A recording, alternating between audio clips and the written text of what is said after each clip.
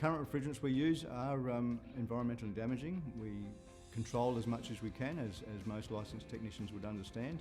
Even so, we still have this loss of refrigerant through vehicle accidents and the like, which mean we do have emissions to the environment.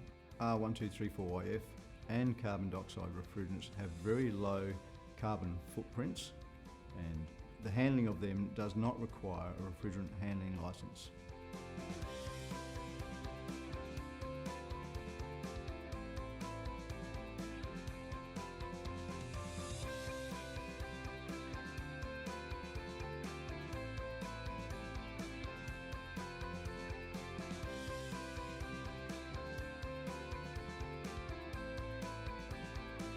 The change from R134A to HFO1234YF has come about because of environmental issues. The new refrigerant 1234YF is a much more friendly refrigerant to the environment. It's got a very, very low global warming potential, so in terms of environmental issues, the new refrigerant is much kinder to the environment.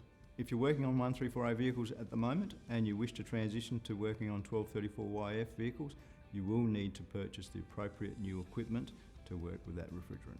The service fittings are different in design, and the old R134A service fittings are smaller in diameter than the 1234YF system, so the equipment won't fit between the two different systems. Our technicians are aware of the flammability side of HFO1234YF and proceed with caution with everything they do, making sure that there's equipment available if there are any problems. The industry recommendations for safety procedures for 1234YF are really related to your workspace and your environment.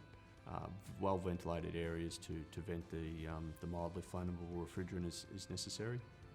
And of course the equipment you use being spark-free and ignition-proof. So if a vehicle presents at your workshop which does have the new refrigerant in its system and you are not equipped to work with that refrigerant, you will need to seek out somebody who can. You shouldn't be working on a system without the appropriate equipment because there are safety ramifications for doing the job with inappropriate equipment.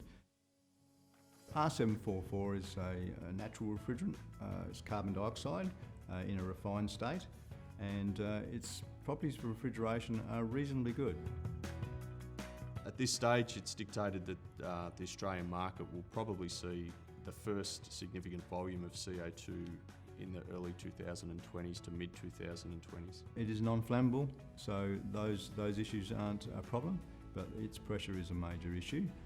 The other thing is, of course, we can have frostbite burns. So liquid CO2 can, on contact with skin, cause burns. So with the new carbon dioxide refrigerant, it works at very, very high pressures, something like 10 times higher than R134A. A lot more care needs to be taken with that equipment to make sure that it doesn't leak, and the equipment required to use on that is going to have to be more robust than the current equipment we're using.